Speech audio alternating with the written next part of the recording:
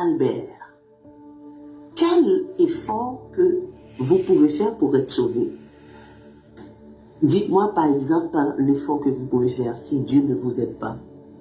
Comme dit dans Jean 15:7, celui qui demeure en moi et en qui je demeure porte beaucoup de fruits, car sans moi vous ne pouvez rien faire.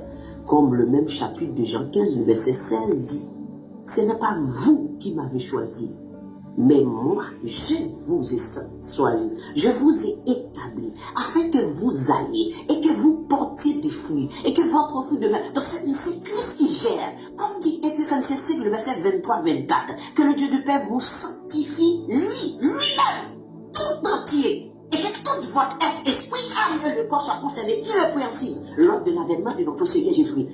Et celui, le verset 23, celui qui vous a appelé est fidèle. Celui qui vous a appelé est fidèle. C'est lui qui le fait. C'est lui qui vous sanctifiera. Maintenant, que peut-on faire pour servir Dieu par nous-mêmes? Rien du tout. Parce que nous n'étions même pas intelligents assez pour faire le choix de Jésus comme sauveur. Mais lui, il a décidé, selon sa préscience, de nous choisir nous-mêmes. Et de nous faire partie de cette élection. Maintenant, l'effort qui doit s'accomplir à travers de nous, c'est l'Esprit de Dieu qui le fera. Tout simplement. Pour la sanctification, c'est l'Esprit de Dieu. Déjà l'appel. Tout le monde dit souvent, ouais, moi j'ai accepté Jésus, j'ai choisi d'accepter. Mais vous-même, c'est faux, c'est complètement faux. Vous n'avez pas choisi Jésus, c'est Jésus qui vous a choisi. Et Éphésiens 1:4, en lui, Dieu nous a élus avant la fondation du monde. Donc c'est dit, toi là, tu n'étais même pas encore né, tu as été élu. Donc ce n'est même pas toi qui as choisi. C'est lui qui a choisi pour toi. Donc tu n'es pas le maître de toi-même. Là je parle des élus. Quand vous êtes élu, vous n'êtes pas le maître de vous-même. Vous n'êtes pas le maître de vos actions. Vous n'êtes pas le maître de vos comportements. Et c'est la raison pour laquelle vous pouvez savoir facilement si vous êtes élu. En constatant, en faisant un auto-constat. Constatez votre vie. Et regardez les Écritures. En examinant la doctrine de Jésus-Christ, en examinant les Écritures, posez-vous la question à vous-même. Suis-je élu? Et je suis sûr que vous pouvez répondre à cette question. Suis-je élu? Vous examinez les Écritures, vous examinez votre vie. Comment vous servez Dieu? Quelle ardeur? Quelle est votre vie spirituellement, physiquement? Comment vous vivez? Quel est le cœur que vous avez? Est-ce que vous avez de l'amour? Est-ce que vous aimez même les méchants? Est-ce que vous priez pour les ennemis? Est-ce que vous aimez les ennemis? Est-ce que vous dites bonjour à ceux qui ne vous disent pas bonjour? Est-ce que vous êtes prêt à porter assistance à quelqu'un qui vous a fait du mal? Ce sont des choses qui peuvent vous aider à comprendre. Est-ce que je suis élu? Mais si vous voyez, soi-disant, vous dites que ah oui, moi je peux faire, tu peux faire quoi? Tu peux faire quoi? Déjà, prouve-moi, c'est toi qui as choisi d'accepter Jésus. Et moi, je vais vous prouver que nul n'a choisi de servir Jésus. Nul, même les apôtres. Et si nul n'a choisi de servir Christ, qu'est-ce qu'on peut faire de nous-mêmes? Rien du tout. Même les œuvres que nous devons accomplir en tant que disciples de Jésus-Christ, tout a été préparé. Éphésiens 2:10.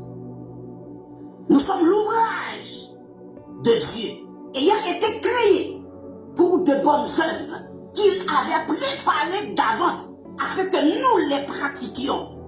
Donc, toutes les bonnes œuvres que je dois accomplir ont été préparées d'avance afin que je pratique ces bonnes œuvres. Donc, qu'est-ce qu'on peut faire pour servir Dieu de notre force?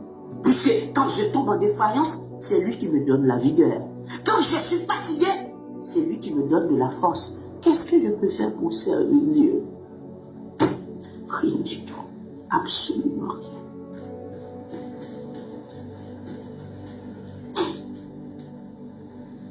On ne vous a pas demandé votre avis dans l'élection. Oh, monsieur, est-ce que vous voulez faire partie de est-ce que vous voulez faire partie des élus qui vont être enlevés? Non, mais vous avez été élu depuis avant la fondation du monde, c'est-à-dire avant la fondation du monde, avant la création, avant le commencement. C'est l'éternité. Donc, dans l'éternité, vous avez été élu. Donc, aviez-vous la volonté de dire non, je veux, non, je ne veux pas? Mais dans l'éternité, qu'est-ce que tu sais de l'éternité?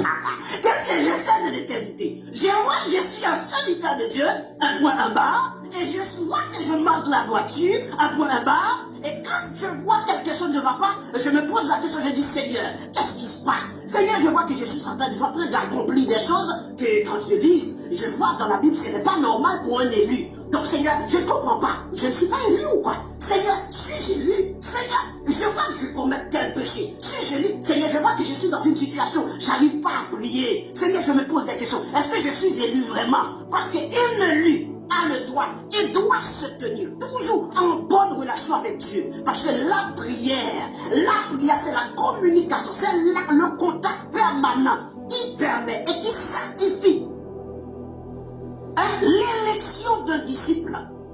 Parce que quand vous priez, c'est que vous communiquez avec Dieu. N'oubliez pas, Adam et Ève ont péché. Qu'est-ce qui se passe? Plus de communication. Donc quand il n'y a plus de communication entre vous et Dieu, c'est qu'il y a un problème. Il y a un problème. Il faut se poser la question, suis-je vraiment élu? Suis-je vraiment élu? Mais je vois que je n'arrive pas à prier. Je n'arrive pas à adorer. Je n'arrive pas à chercher Dieu. Oh, la vie chrétienne, même par la prière et le jeûne, et l'adoration, la méditation de la parole de Dieu. Donc la prière et le jeûne, la méditation, et quoi? Et les louanges. Josué 1:8, méditez le livre de la loi, jour et nuit. Que ce livre de la loi ne s'éloigne point de ta bouche, mais méditez le jour et nuit. Pourquoi? Pour agir fidèlement selon tout ce qui y est écrit. Si je veux agir fidèlement selon tout ce qui est écrit dans le livre de la loi, il faut que je médite jour et nuit. Mais pourtant je passe mon temps sur mon téléphone portable, je passe mon temps à regarder des vidéos qui ne servent à rien, je passe mon temps à remonter ma chair dans des images, dans des photos, dans des choses démoniaques, abominables, sexuelles, abominations. Mais ce n'est pas normal, non? C'est ce qui fait que je n'arrive pas à accomplir la parole droitement. Pourquoi? Parce qu'au lieu que je passe mon temps à méditer le livre de la loi jour et nuit, je passe mon temps jour et nuit dans des vidéos. Maintenant, le texte m'a dit, après méditation sans cesse, on m'a parlé de prière sans cesse. Et ça après prière sans cesse, le texte va parler de adoration sans cesse, sacrifice de louange sans cesse, Hébreux 13:15. Donc ça dit, je dois mener une vie comme ça, vie de prière et de jeûne, de méditation et de louange. Et je suis complet en tant que disciple de Jésus-Christ. Maintenant, tout ça c'était pour répondre à John